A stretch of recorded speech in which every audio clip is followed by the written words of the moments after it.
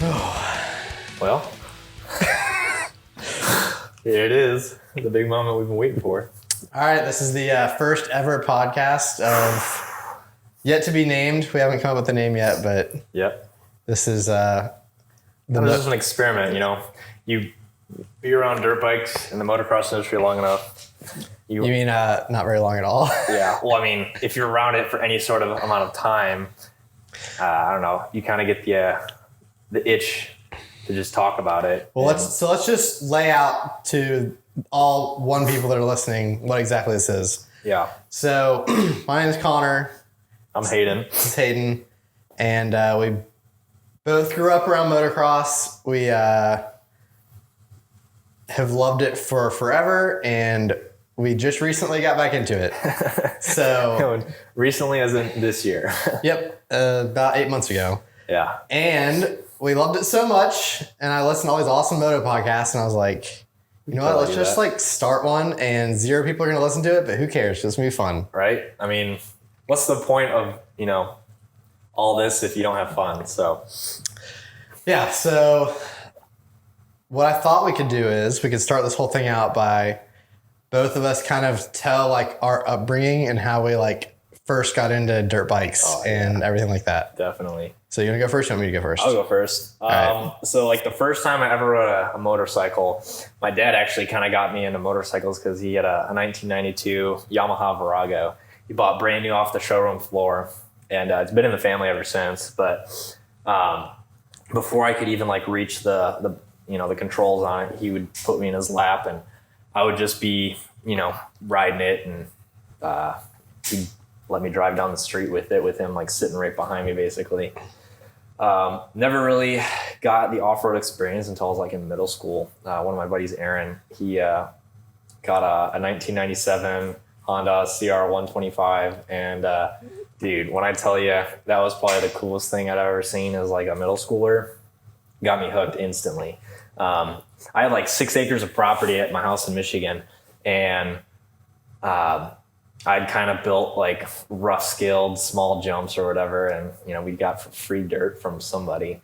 And we just kind of built this little like motocross track in our backyard. And he came over and we would go race it. And I had never been on it because I'd always race like the utility quad that my dad had growing up. It was like an Articat 300, you know, something super safe for us to ride because couldn't get a dirt bike yet. And yeah, I mean, hopped on that bike for the first time, and I think I barely could touch the ground with like 1 foot, and I was absolutely terrified. Like had no idea like how to operate this thing because it's massive.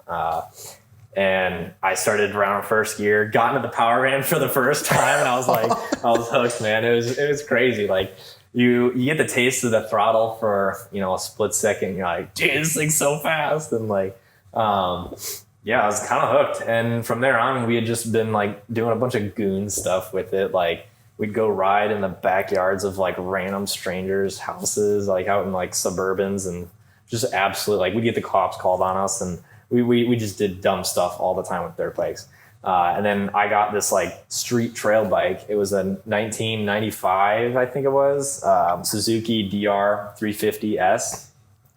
And we absolutely did the most like rad stuff on it. Like we'd be flying, I'd be like hauling down like streets in it, you know, doing wheelies and just messing around and stuff like that. But you know, like riding dirt bikes as a kid was like me hanging out with my buddies, and we'd just go do whatever we wanted and like go hit, you know, fields that were like empty and barren and just go rip them up and stuff. But yeah, I mean, never really had an opportunity to own my own dirt bike, but I lived vicariously through like my buddies and stuff. But yeah, man, like it was definitely a passion of mine. Just never really got to like go full fledged into it because of like money and stuff like that. So, I mean, it is what it is. I'm glad where I started out because, yeah, who knows what happened, but dirt bikes were definitely an upbringing that like I always enjoyed, you know, just good memories. That's all they were. So how'd you end up with this thing? So crazy story. The first time I met Connor, which was probably 8 months ago. Yeah. 6 months ago. Probably. We met one night at like trivia. And he like instantly just started talking about dirt bikes, like, and like how cool, you know, would that be to own a dirt bike? I'm like, dude, you should get a dirt bike. We ride. And I was like, dude, like I'm a grown adult now. Like I have like adult money. Like what am I doing? You know, like not owning a dirt bike. And so that night I went out and bought a dirt bike for $2,000 and I got this 2000 CR 125, man. So living the glory days, man. And I remember literally like I met you that night and like you like got my phone number. Yeah, and I messaged you. I was like, yeah, I just got this dirt bike like a month or two ago. And then like that night you like sent me a screenshot. You're like, going to look at this one right now. I was like, what? I was like, I barely know this guy and he's about to buy a dirt bike. Yeah. I mean, that's just like how, you know, how much I love dirt bikes. Like I remembered it so fondly and like, I remember it super clear. Like the first time I ever got on like a 2-stroke, man. And like, I was instantly hooked and, you know, like it was 2-stroke or nothing. And, you know, it was just a completely different experience. And when I found somebody that shared that same experience, I was like, dude, get me on this train as quick as possible. And I like just bought that 2-stroke. Yeah, exactly. You also just had bought, you know, that bike. So like we were both kind of new and you had a 2001 CR 125 and I have a 2000. So like they're basically identical bikes. Yeah. But yeah, man, like how cool that is. And we just like happened to meet and then boom, both dirt bikes, like connections. And just going all in. Like I remember buying gear and stuff. Like I bought everything I needed to ride in like a week. And then like turns out like the bike that I bought was absolute garbage and I couldn't ride it. That's how it always goes. You're like, oh, I want to look cool. Then you're like, oh, dang it. There's all this. Dude, like literally safety things that like, I had a 7mm socket in between the swing arm and the axle bolt, like adjusting my chain tension. If you have a picture of that, we'll throw that in on the video now. It was so bad. Like I couldn't, like when I test drove the bike, I'm like, I feel bad riding it right now because it's not safe to ride. And like he had a completely wrong spark plug in there. I mean, the whole 9 yards with the bike, like it was just unsafe. And I definitely overpaid, like, you know, buyer's remorse, whatever. But like now that I own it, like this thing's so much fun to rip. I honestly probably wouldn't trade it. And after like everything I've been through with it, like how do you get rid of something like that? Like, I don't know, it's just good memories. Well, now you got it running close to perfect. So basically. So after I get the new clutch put in, rejet the carb a little bit better and lean her out and rebuild it every 6 hours. Rebuild every 6 hours. Yeah. So that brings you to pretty much right now. Yeah, that's pretty close to right now. So let me think back. So when I was in 5th grade, my dad, he had grown up, I don't know if he didn't like race dirt bikes, but he was around dirt bikes. They lived on some land and they had like a 3-wheeler at one point and like he grew up like kind of tinkering on 2-strokes and he wasn't like a hardcore motocross rider or anything, but he grew up around bikes. So I guess when I was in 5th grade, he got the idea. He was like, hey, I kind of want to get my son into considering this. Yeah. So I remember one day he pulled home from work and he had borrowed his coworker's son's XR 100, you know, like old trail bike. And I remember he pulled it on a trailer in the driveway. I was like, oh my gosh, a dirt bike. This is so cool. It's like, I'd never really even like thought about owning a dirt bike before that. And he was like, yeah, I figured I'd bring this home and like, we'll kind of see what y'all think about it. So there was a middle school right across the street from our neighborhood and the whole family went over there with the dirt bike. And we all took turns riding it. Yeah. I remember my mom ghost biked the whole thing. No way. The first time she it was an XR 100, so it had a clutch, but it was a trail bike. So the first time she jumped on it, we were in the middle of the field, dumped the clutch, bike straight wheeled out from under her. We thought it was hilarious. Dude, that's amazing. Especially on a trail bike too, because like those things like make no power. It's like I mean, when you go full throttle and your mom is wide open, just like dumps the clutch. Yeah, I still remember that from 5th grade, but that's awesome. It was hilarious. But so I kind of learned how to ride on that thing. That bike was a good bit too big for me because I was like super small. I mean, XR 100 is still like a kid's bike, but it was definitely too big for me. But I learned how to use the clutch, learned how to kind of shift through some gears out in the field. And then a few weeks later, my dad was like, all right, we're going to get some dirt bikes. I was like, awesome. So I got Honda 80 trail bike, CRF 80. Mm-hmm. And my dad got a CRF 230, which is also a trail bike. Mm-hmm.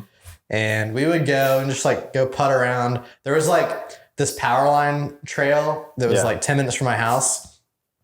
And it was pretty cool because like, I don't think you would ever see this nowadays, but we would go to this like, you know, undeveloped lot with power lines. We go ride around and it was literally like 2 acres down from the police station. No way. But the police did not care. Dude, that's crazy. Yeah. Like they obviously knew we were over there because we were riding dirt bikes around. You can literally hear it. Yeah. And it was in like downtown Suwanee, Georgia. And downtown. Literally like there's like this like now it's like you would never get away with it. Yeah. But this was like what was 5th grade? That would have been 2005. So that was like what 16 years ago. Just about, yeah. Holy cow. But like every once in a while the police would show up and they'd be like, hey, like we got a call. Like it was never like, hey, you're trespassing, get off this property. It was always like, hey, we got a call, we got to ask you to pack it up. And you'd be like, all right, well, see you next time. Like they would never say like, don't come back or anything. Okay. And so like it was a pretty cool little place to learn how to ride. Yeah. And then my dad quickly outgrew his want for that bike. Mm-hmm. He got a 250R Honda race bike. And then I was still putting around on my 80. And then I think it was for my birthday. So at this point I was probably in like 6th or 7th grade. Mm-hmm. For my birthday, I got Honda had come out with the new Honda CRF 150R. Yeah. 4-stroke, which I guess it had been out for a little bit. I remember I wanted that bike so bad, and Justin Barsha was like the big, the face of that bike. Mm-hmm. They had these commercials on the Supercross races where it was like little, which no one even knew Justin Barsha was. I mean, he was like an amateur rider. Sure. But it was like this little Justin Barsha ripping around this Honda 150. And I was like, oh, I want that bike so bad. And so I got that bike for my birthday one year. Mm-hmm. And I was like, this is it. This is like the ultimate bike. I mean, at that point, like, you know, it's the same size as the 85s, but it's a 4-stroke. And it was the first time they'd ever made like a 4-stroke race bike for like my size person. Which apparently now it's like not a very good bike. People kind of trash it. And like me and Hayden went to Loretta's, which we'll talk about that probably in another show. Yeah. But I don't think I saw a single Honda 150R at Loretta's. No, there wasn't a single one. Everybody's on a 2-stroke out there, or like they're on big bikes. So. Yeah. So I mean, it was an awesome bike for me though. Like had a ton of power, was like that 85 frame. Yeah. And so I got that bike, and I'd still never done any races before. And so we would go out to like this place called Durham Town in Georgia. There were a couple other tracks, Monroe, which is where me and you ended up going a few weeks ago. It's funny. I have a picture of me. This was back when I was selling my 80, but of me and my dad beside each other at this track that me and Hayden literally raced at a couple weeks ago. Yeah. And I was like literally like little 5th grader. Dude, but that's so cool. So anyway, so I got that 150, and then I got my buddy into riding. Mm-hmm. And his whole family got into it. He got the same bike as me, the Honda 150R. His dad got like a 450, and his brother had a 4-wheeler. And so fast forward to probably 8th grade, we were riding out at Durham Town, and my buddy Austin flipped over the handlebars on his bike. This was out at, if anyone listening's familiar with Durham Town, I think it's called MX4. It's like, basically there's like all these trails. Mm-hmm. They lead to like tracks kind of in the middle of the woods at this place. And so this place was like, it was a track that was like a couple miles back in the woods. And my buddy Austin hit a jump, flipped over the handlebars, and he landed on his feet. And he kind of like walked off the track. Like he was like, you know, like, oh, I'm kind of hurting. But we all just assumed he was fine because he landed on his feet. He like walked off the track. I still remember seeing, I wasn't on the track at the time. Mm-hmm. I was watching him ride, watched him go over the bars, watched him like, he like crunched down and then walked off the track to the picnic table. And we were all just like, oh, that's kind of weird. And like, he started hurting pretty bad, but we were just like, oh, he must just like be like sore from falling. But they ended up taking him on, they had like a little like side-by-side, the resort did. They took him back to the front on that side-by-side, and we just kept riding, enjoying our day. And a few hours later, we got a call. It was like, hey, Austin got life flighted out of here. And we were like, what? That seems pretty intense. Holy and cow. so come to find out, he had to get life flighted out of Durham town, went to the hospital in Atlanta, and turned out he tore his spleen. Holy cow. And dude. Yeah. So we got home that night. My mom had a sign on the door that said, "We're selling the dirt bikes." Oh man. And so we had to sell my dirt bike. My buddy ended up being in the hospital for like a month and a half. So that was like pretty. Holy cow. That was weird being like an 8th grader. Yeah. I think it was over Thanksgiving break when my buddy tore his spleen. And I don't think he went back to school till like, it was definitely the next semester. So it was like, he was in the hospital for at least a month, maybe 2 months. Okay. And so yeah, like my mom was like, "That's it, we're selling the dirt bikes." Yeah. Which like at the time, like it was like definitely understanding. Like I was super bummed as like this little 8th grader. And I remember like we had like started to research racing because I was like about to start like competing in races. And I was like so excited for that. And then it was like, we're selling dirt bikes. And I was like, man. Oh, so anyway, so that was 8th grade. When I was in like 10th or 11th grade, I did convince my parents to let me get a pit bike. And that thing never left the neighborhood. We had this like little retention pond down at the end of my street. Yeah. And so me and my buddy, we had built a little BMX track down there. And then we both got pit bikes the same year for Christmas. And we converted it into a little like pit bike track. And I'm sure the neighbors hated us. So we lived in like a subdivision. Yeah, I mean, you're 30 feet from the next house over. So, but we built this little track and we would rip around down there. And then ended up having to sell that because I didn't ever take it out of the neighborhood. So it like never got ridden.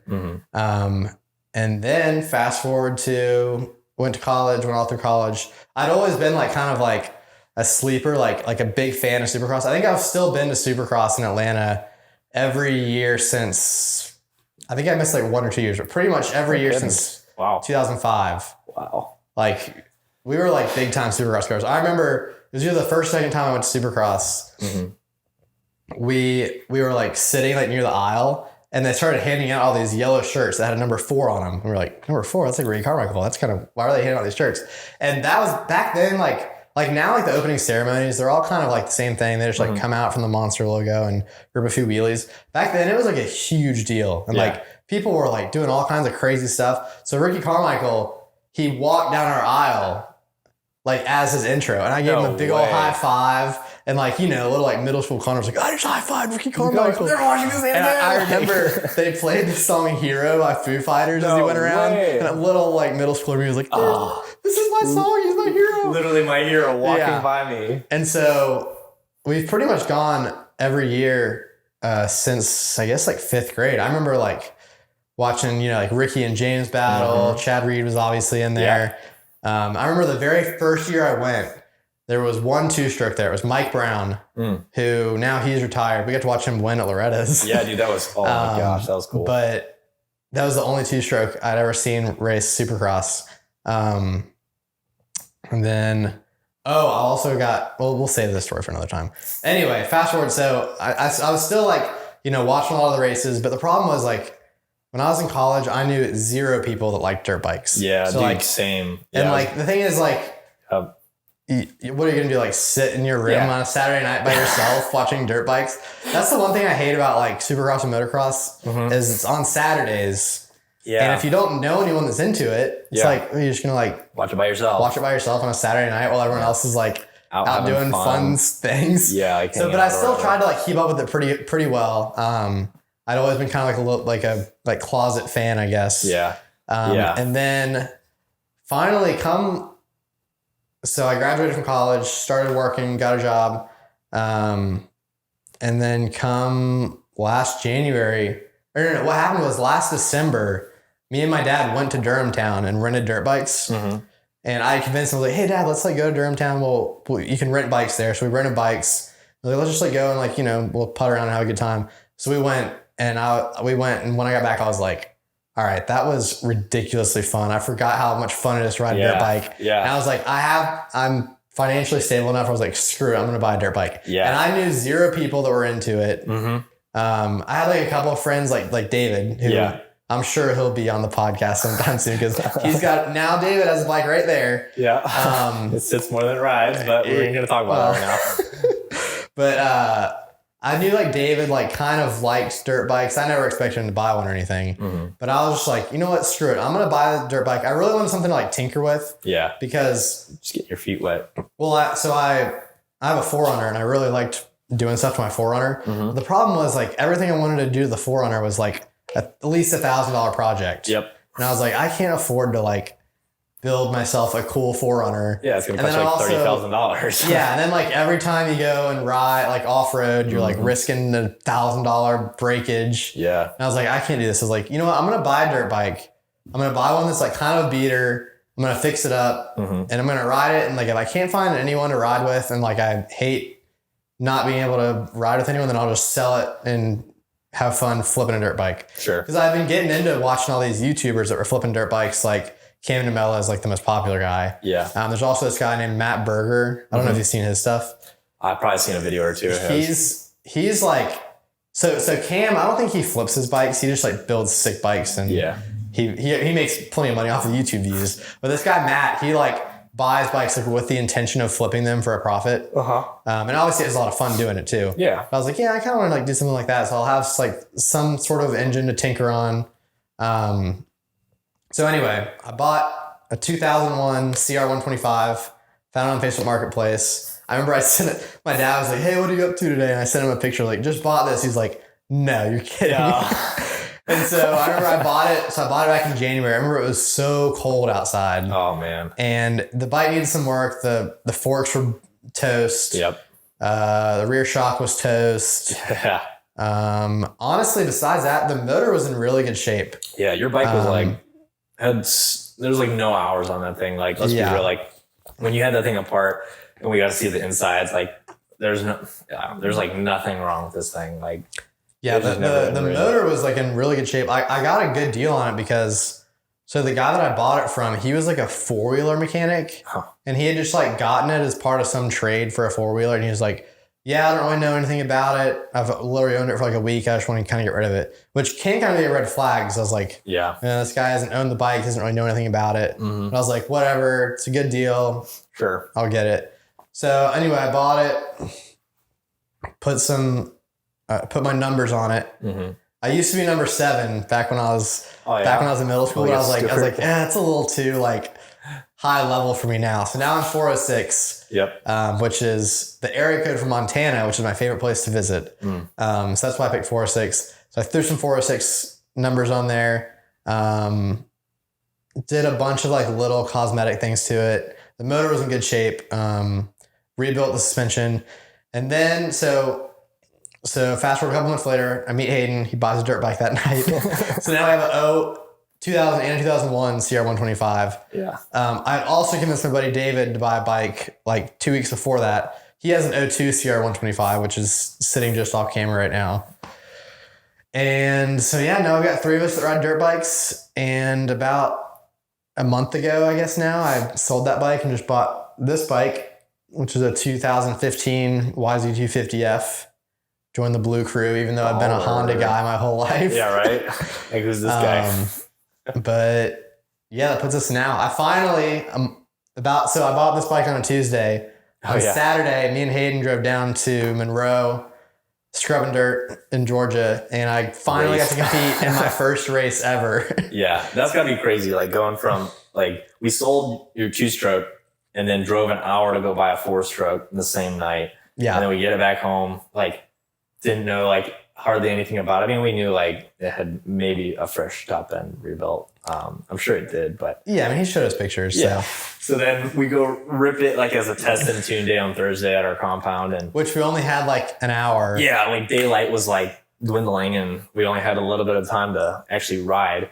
But you were out there and you're like, dude, this is like so different from. Well, yeah. So I obviously, I grew up riding that 150 race bike, 4-stroke, which acts very similar to this with my, the power to weight of myself versus what I weighed in 7th grade. Sure. But I've been riding that 125 for the last 6 months. And one thing I didn't realize was how much I got used to the engine braking on that bike.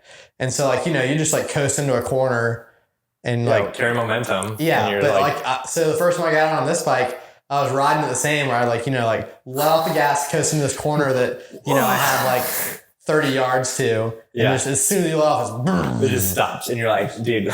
And so that's like, I was like, man, I'm racing this bike in 2 days and I'm this far off. But luckily, by the time I accidentally ended up in 2 different practice sessions for the track day. So I got like 3 extra laps. Which was ridiculous because first time I'd ever ridden there. And then they're like, oh, you only get 3 laps of practice. Bro, I'm like rolling over every jump. Like, I have no idea what's on the other side of this like mountain of a jump. And like, these guys are like sending it and stuff too. I mean, everybody rolled over like the first lap, but like still it's like 3 laps to learn a track and then you're going to go race it. Like, but by the end of the day, I mean, you had it dialed. Yeah. By the end of the day, I was like way faster than I was obviously in my first race, but I really wish I had, I felt like I would have been like so much more competitive that day if I would have had like a day to practice on it, at least like the bare minimum. Well, now you probably feel pretty good about it because we got to practice. We got to practice a day after the race. Like thanks for all the help, I learned everything I need to know after the race, but it was still a lot of fun. Like, dude, racing dirt bikes, like, it was, never thought I would be doing that, but it was a lot of fun. Like, I dreamed of racing since like 6th grade. Yeah. And to finally get to do it, like a month ago. Yeah. And like, we had met those guys beside us and it being like super cool. Yeah, like complete strangers. These 2 kids that were like, they were probably like 16 years old. We're like, I'm 27, you're 24. These little like 16-year-old kids, they're like, these guys were competing in like the A class. Yeah. At Monroe. And so like, they were like fast kids. But they were like all excited about helping us out. Yeah. Yeah. That was like the highlight of their day was to be able to help us out. Like these like middle-aged, like midlife, quarter life crisis kids, like. Yeah, don't say midlife crisis. Yeah. Hopefully it's not midlife. Yeah. Quarter life crisis people like. We look like absolute goons out on the track, but Hayden has his electrical tape stickers. Oh my gosh! Yeah, I'll throw a picture up of that. But I had like electrical tape because like who puts graphics on like bikes anymore these days? And so I had to show up to the track with no graphics. Plus, like I'm not gonna spend $35 on graphics when I can spend $35 on like gas or oil or like spark plugs. So it was just like crazy to think about, but it was a lot of fun. Yeah. It was a lot of fun racing. Well, let's take a break real quick. So this camera recording only records for 30 minutes at a time. Yep. We're going to take a quick break and then we will get right back to it. Sounds good. Welcome. All right. We're back. Welcome back. So you mentioned earlier kind of like the upbringing on like your bikes and stuff. And honestly, off-road, I had never ridden a dirt bike until I was like a middle schooler. Yeah. Grew up around like 4-wheelers only, which is kind of weird because I hate quads now. Looking back, like quads suck. But sorry, quad listeners. Anybody, if you ride a quad, like no shame to you because like they're just extremely dangerous. But like so is a dirt bike. Yeah, but still, I've ridden a quad like a couple times in my life. Yeah. They always sketch me out. Yeah. If you get a little tippy on one of those things, like it's just a nightmare. Which is even funnier because I also grew up riding on a 3-wheeler. Even worse. True story. Yeah, true story. Like Honda 3-wheeler. I don't even know. It was like a 300X or I don't even know. It was like probably a 125 4-stroke. Like it was like no power. Like they're super slow. But they're also a great kind of like segue into like dirt bikes. But my buddy brought a 3-wheeler over and he's trying to teach me how to do wheelies on a 3-wheeler. Like it's so easy. But me like being scared and timid, like quarter throttle, like not really even knowing what to do. But he had like kind of all the toys. And to be honest, like great friendship because he had all the cool toys and I would always go over to his place. Honestly, I bet he only came over to my house like 5 times, like the entire time we would hang out, just because like he had all the toys and he couldn't really transport them to like my place and stuff. But he had a 3-wheeler.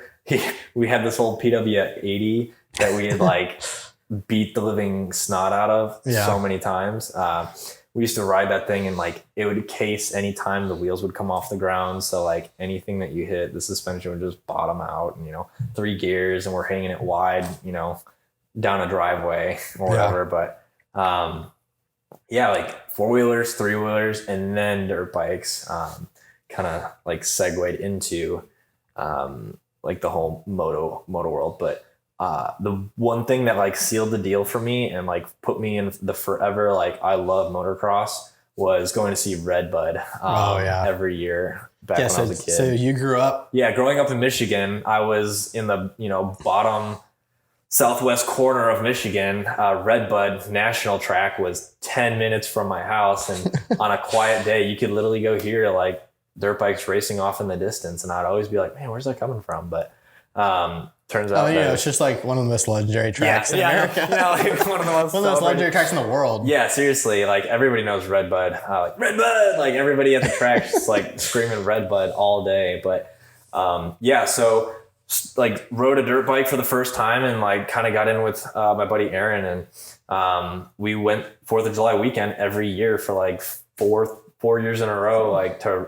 Redbud, and just watch like the greats, like watching Dungey, Roxon, Tomac, Barsha just send it on the Rocco's Leap, man. Yeah. Like, oh my gosh, like your jaw's just dropping as a kid. And like these guys are absolute like the most fearless people on the planet in my eyes. And watching them hit these jumps like just blew my mind. And I'm like, dude, dirt bikes. And yeah, like you kind of mentioned earlier, like nobody in your school was really like into dirt bikes. So like you're kind of like this outcast in that way, which I was already an outcast in high school because, it's just people are weird and all that good stuff. But nobody else rode dirt bikes in high school. Like I kind of rode 4-wheelers with a friend, Kyle. But I don't know. We never really like did anything outside of his backyard with that. But yeah, man, I was kind of just like an outcast in the eyes of the motocross industry, or like what people would call like normal people, like, oh, you ride dirt bikes? Is this like redneck or something? Or like you just get that stigma or whatever. But man, like screw them. Like dirt bikes are awesome. Some people just don't get it. Like the other day I was talking to my buddy Ethan, and he's like big into mountain biking. And I was like, dude, you got to come ride a dirt bike. So I've been like tracking all my dirt bike stuff on my watch, and it'll tell you like your beats per minute, like while you're on the track and stuff. And like in the summer, like right now it's a little bit less, but like in the summertime, I was hitting like 180 beats per minute. Yeah, that's crazy. For like 15 minutes straight when I was on the track. Yeah. And I was telling my buddy Ethan, I was like, dude, you got to come like ride dirt bikes. Like it's such a good workout. He's like, it's a good workout. Don't you just sit there and twist the throttle? And I'm no. I hear that. I can't tell you how many times I hear that. And it's just like, y'all have like no idea. But I mean, I think that it is the most physically demanding sport 100%. Out there. Yeah. I agree with that wholeheartedly. Like, yeah, I used to be in like pretty dang good shape. And like, this makes you feel like you're an absolute loser. Like getting off that bike.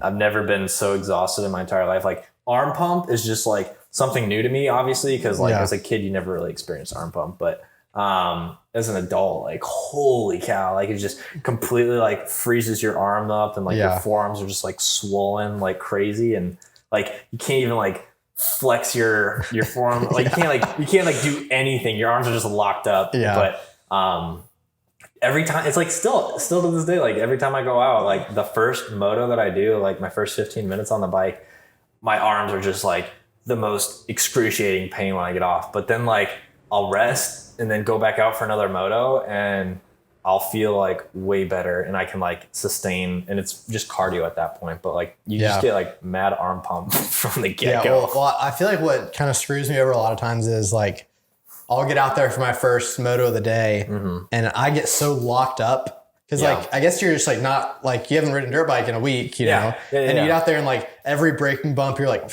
all stiff as a rock. And then like, I'll get off the track and I'll like, be all sore, and I'll be like, oh, it's because I was like all stiff. And like, you have to kind of tell yourself like, hey, like relax. Yeah, like, relax yourself a little bit. And then, next time you go out, you're fine. Yeah. But I think it is crazy how, especially like those guys at the pro level, like they're riding, on a Saturday for motocross, 2 35-minute motos, over an hour of riding at 100%. At 100%.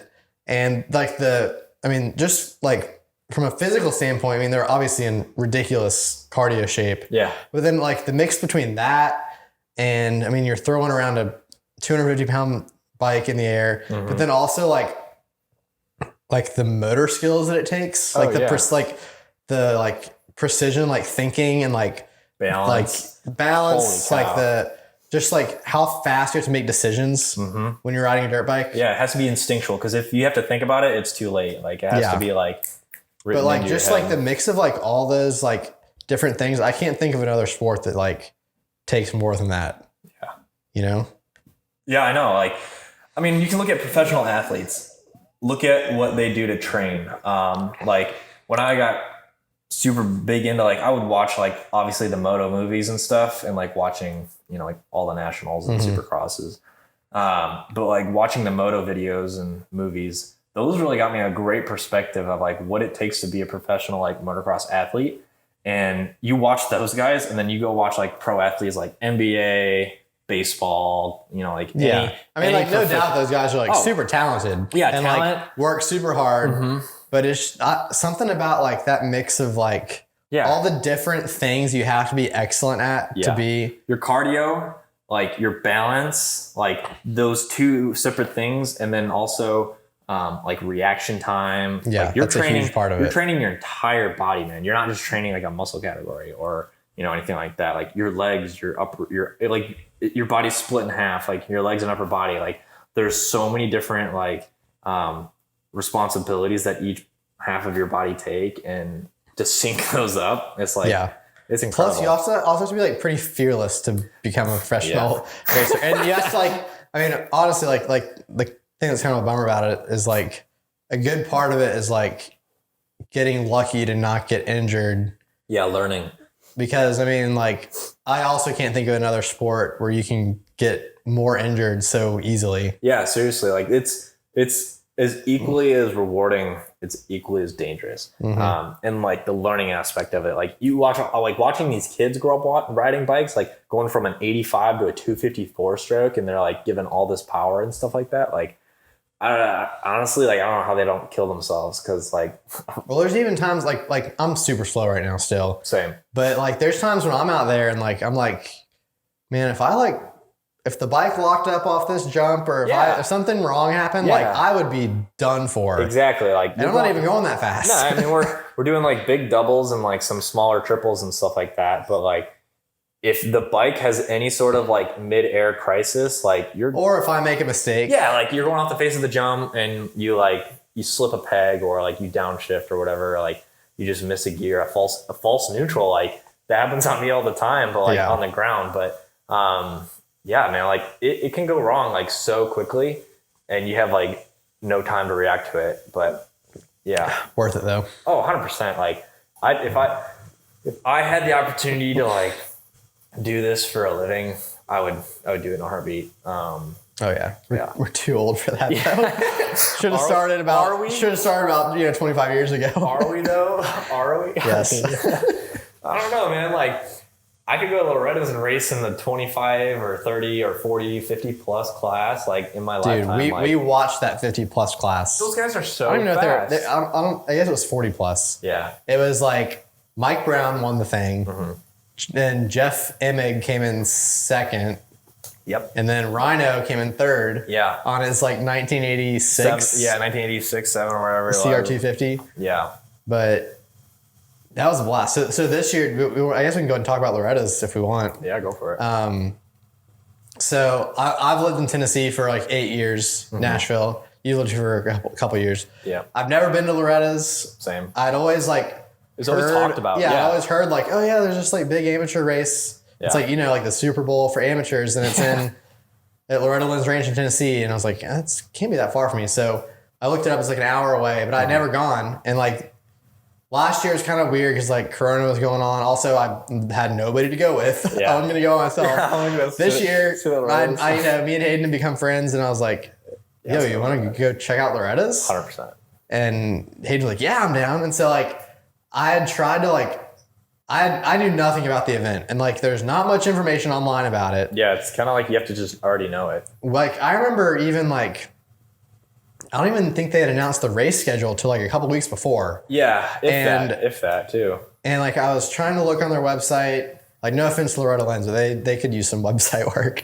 But I remember I was like, how much does it cost to even go to this thing? Like I couldn't figure out any of the pricing information or anything. And so I think I just like Racer X posted on Instagram something about it, and I like posted in the comments is like, yo, does anyone know like how to buy tickets for this? And like one person commented like, oh, it's free. You don't have to have a ticket. And I was like, all right, guess we're going off that. Yep. So me and Hayden, we make it. So it was Saturday, the last day of Loretta's. They've been racing all week. Obviously, we couldn't go during the week because we have jobs. Yeah. Old people stuff. So we went on the Saturday, which is the last day of Loretta's. And we roll up. We end up parking like 3 miles away the first time. And we were like, oh, I think we can like maybe hear the track. Let's just walk this way.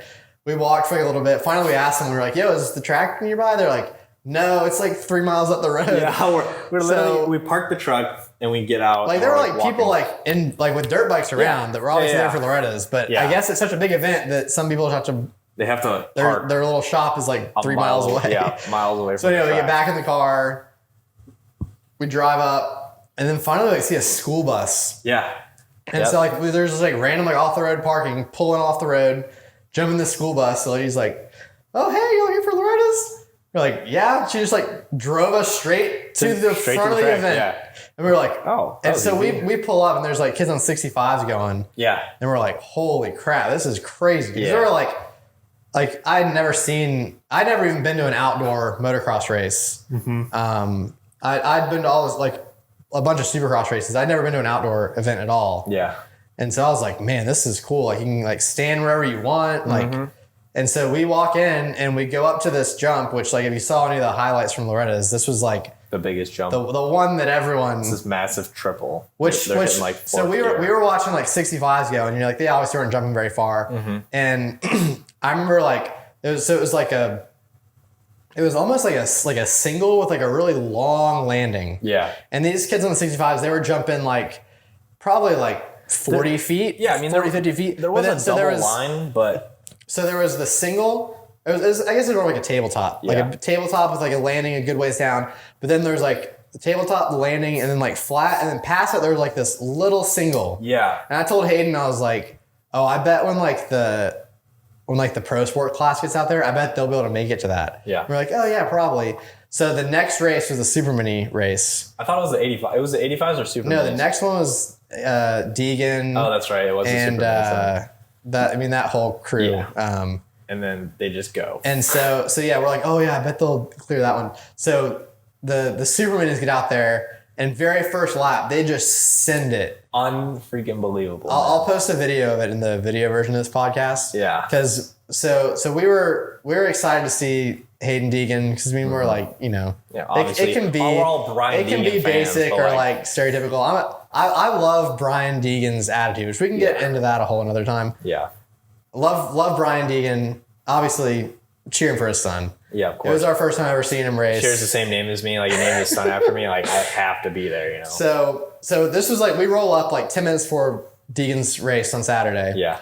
And the kid is just sending it. There's like 4 kids in that Super Mini class that were sending this jump. So, it was so rad. And like, they were always like the fastest ones out there. Mm-hmm. Surprisingly, Janik, the Team Green kid, he wasn't sending that jump, but he's the one that ended up winning one of the Super Mini classes. Yeah, the one Kawasaki on the in the 110 category. But like the top 5 guys besides that were sending it, and it was insane. Yeah, and we were right at the landing too. Like you would hear those bikes go off the face of the jump, and then you would hear the thud of like a 110 hitting the ground. Well, I remember I got one video of Hayden hitting it in slow motion.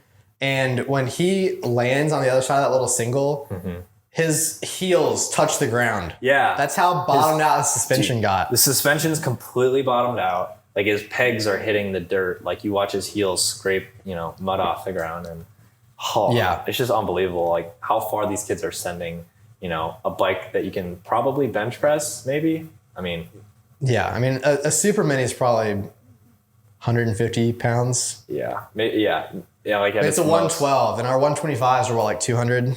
Yeah, my 125, which is a smaller frame and stuff, smaller wheels, so it's probably like 150. Yeah. But just that was once I saw that, like I had obviously seen like the Deegans on YouTube and like had seen I'd watched like a couple of the Loretta's races earlier that week, but after like seeing that in person, that was the moment I was like, holy crap, I will never in my life be half as fast as these 15-year-old kids. Exactly. Like realizing, like never thinking about putting yourself in a place, but like, I thought I was tough stuff on a motorbike, but you watch these kids a quarter of your age sending, jumps that I'm on a full size 125 and I would never even think about sending that thing wide open. But these kids are just fearless, man. Like, I don't know, like bigger balls than I do, it looks like. But well, then I'll remember that. So I forgot who it was, but there was in the very last Super Mini race of the day. It was literally the last race of Loretta's. That same jump we were talking about, we went back over to it at the end of the day because we were like, this is like the coolest place to be. Yeah. And this kid almost landed on that other kid. Yeah, one of the kids doubled and the other kid like tripled it. And he was like literally like an inch away from just crushing this kid. Yeah, he jumped over him. Yeah. So the kid that doubled was going slower, and the kid that tripled, he jumped over him and landed like literally right in front of him. Like, I can't even imagine just riding and all of a sudden seeing a bike land right in front of you. Yeah, and like that was it would have been horrific, but luckily in the moment, in the moment, like that was like insane, like so cool. But like looking back at that, like that could have been absolute catastrophe. Yeah, but I mean that kid was just like, screw it, I'm going for the win. He pulled it off, I guess. Dude, that's a gnarly jump. But so let's go back to the beginning of that day at Loretta's. So we saw that race. Yep. And then we were like, oh, I guess we'll just like kind of walk around, like see what's going on. Check out the pits. So yeah, so we just like, we literally walked around the whole track.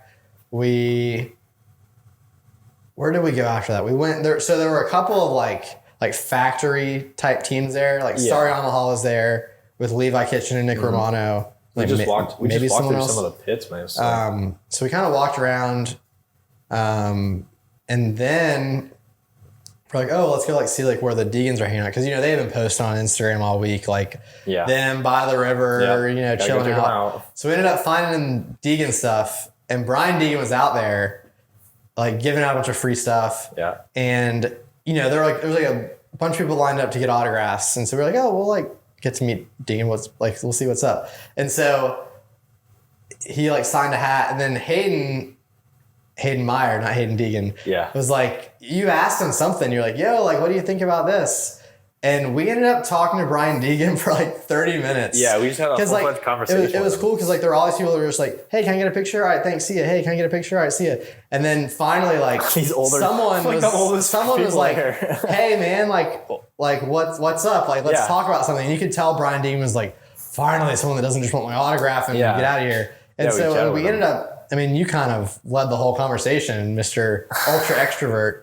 But I mean, we ended up talking to Brian Deegan for like 30 minutes, which was like that was probably the coolest part of the day. Yeah, like when you get to talk to like your hero growing up, like that's like you don't really get to do that often. Like now that he's a dad and like raising, like superstar kids, like you don't really get to be in the same environment as him, let alone like having a one-on-one conversation with him. Like his time is like so valuable and stuff. Like he's just busy, So to be able to stand there and talk to him and then like talk about like real talk too. Like we were talking about how like the 250 and 450 riders, like, getting a spot for like a 250 seat in like on a race team or whatever. It's like super hard. And like, there's so many people who've been in a 250 class for so long, like, and then, like they just either not going anywhere or whatever it is. So, but yeah, just talking to like a guy from your past, like a hero, Yeah, like so, like I remember like surreal. I mean, like when I was like growing up, like I was always big into watching the X Games. Back when the X Games were like, like they still do them a lot now, but like I feel like back when I was in like elementary, middle school, like the X Games were like a huge deal. Oh yeah. Like I remember watching live Travis Pastrana do the double backflip. Yep. That was like the most mind blowing thing ever. Yeah. And like then like the whole like, I mean, when I was watching X Games growing up, like the Metal Militia was like a huge part of the X Games. 100%. Obviously Deegan was there. And then there was like the whole Pastrana and like that side of things. And so to like literally like be like talking to this dude, like who's like, man, like I grew up like this dude like lived it, defined the sport. Yeah, he lived both sport. Freestyle and I mean now he's like just what he's done for Moto recently too. Like, I think they're the most popular Moto YouTubers. I would say so. I mean, they kind of like led the way in that, didn't they? Huh? They kind of like started and like led the way through like that kind of stuff. Like, I mean, they've got over 1 million subscribers on YouTube. Yeah. Which is huge because. But I mean, I would put money on that. They've brought thousands of people into the sport just through that. Oh yeah, yeah. I mean, like 1 million people watch, a motor. Do you know how many kids are probably like? I mean, I'm sure a big part of their audience is like younger kids, like middle schoolers and stuff. You know how many kids there probably are that like they would have turned to video games or something, but now they're seeing, the Deacons are out riding and they're having so much fun. I want to get a dirt bike. Yeah. I'm sure that there's thousands of people that have been brought in by them. 100%. So anyway, it was super cool to get to talk to him. And then after that, we watched a few other races, kept walking around, and then I saw Ryan Hughes just like sitting eating an apple or something. Like he was just eating a snack lunch for a while. I had just recently listened to the Gypsy Tales podcast that he was on, where he was talking about like knee braces and neck braces. And what was crazy was he, in that podcast with Gypsy Tales, he called out Marvin Musquin. He was like, he was just like giving an example. He was like, yeah, and like Marvin Musquin, he's worn this neck brace and his form hasn't changed in 6 years. Yep. And that's why he never wins, because everyone else is progressing and he's not.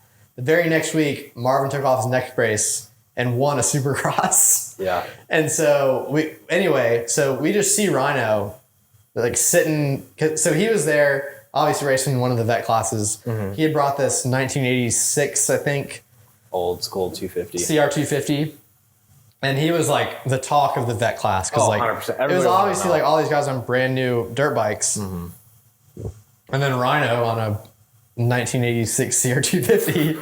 And he was like still crushing it. Oh, he's flying.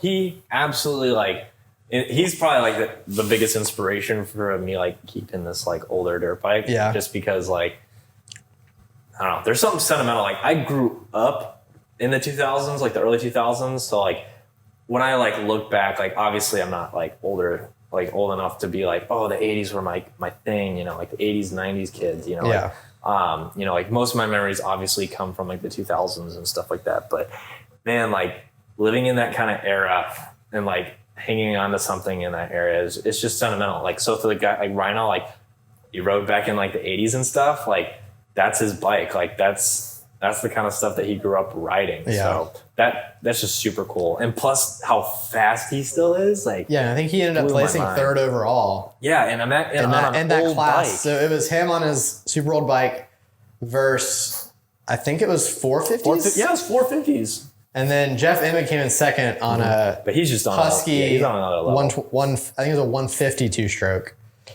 But I mean, yeah, obviously both. Yeah. All three of the top guys were at one point professional motocross riders. Yeah. So we ended up getting to talk to Rhino for a while.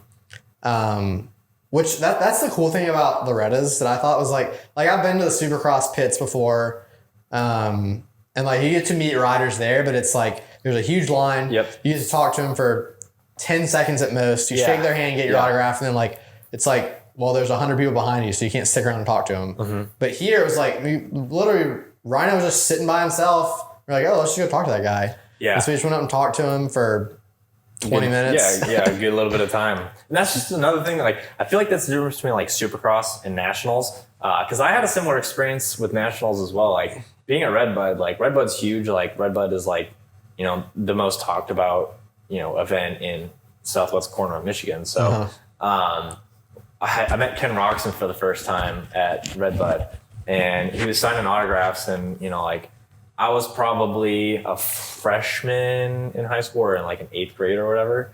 And like back then I was like, this guy's my idol. Like Ken Roxon was my guy. Like I love Kenny, and I'm still a huge Ken Roxon fan. But he was on a Suzuki at the time, and I'm like, Suzuki is life. And I got to talk to Ken Roxon for like a short bit of time. But like looking back, I'm so like foolish for like saying things I just said, but like as a kid, you're like, whatever. So Ken Roxon's signing autographs and he's getting ready to leave. And like, we're kind of in the back of the line. And I'm like, dude, I got to say something. It's Ken Roxon. Like, I got to talk to Ken Roxon.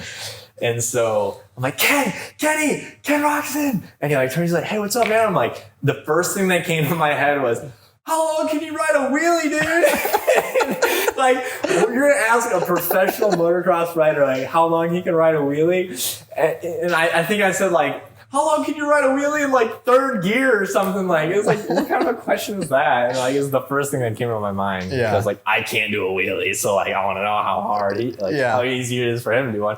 He's like, oh, dude, as long as I want. And he like just gives me the like the rock on, dude. And he walks off and I like turn to my buddy and I'm like, oh, like Ken Roxon just talked to us. Like, we were like on fire like the entire day. But like, that's like the kind of experiences that like shape your childhood, man. Yeah. Like, going to Loretta's, going to Redbud, like meeting these like iconic people that like we grew up watching and just had a passion for. Like, it's so cool, man, to like meet your like superstar. Like, I literally have a fat head or like a poster of him like sitting on that wall. Yeah. And then to go like talk to him at a race, like that is just like so cool. But yeah, like honestly, I don't know really many sports that allow you to like meet the people that are like racing like that fluently. Like, it's just a different kind of sport and a different kind of feel, but there's no football games where you're like, you going to hang out with the players before the game. Exactly. Like, this guy is literally about to go shred on a dirt bike, and I just like, said the most ridiculous question I could come up with. Yeah. Like, to his face, and he like talked back to me. Like, that was just so cool. Yeah. But yeah, man, dirt bikes, freaking awesome. Like, honestly, I don't even know how to describe it, but I love them, man. Yeah. It's just something about it. So we got to meet Rhino. Yep. And Deegan. We watched, so I'll get to that. I know what you're about to say. I know. I almost said it. So we had watched a few races, and then, so I guess one of the last races of the day was the pro sport class. Mm-hmm. And we got to go, like, we went to like that Monster Lounge. Yeah, dude, never been around anything like that. That was really cool. Yeah, we were like right there at the finish line. I don't know if like just like not many people showed up. Or like what the deal was, like free Monster energy drinks and like those are like $3. I mean, they sponsor the whole event, so I mean it cost them nothing. But we basically, so there was like the VIP suite like right above us, and there was just like a stage right below us. We just stood there and watched the pro sport class, which was right at the finish line jump. Yeah, it was super cool. And so obviously the front runner of that was Levi Kitchen, who I honestly didn't know a ton about him before. Yeah, I honestly I knew that. So he had raced at. Did you race at Redbud? I think he did. It was he had raced. Name never ring a bell. He had raced at one pro national before Loretta's. Huh. And so I had heard them talk about it on Peacock when I was watching it.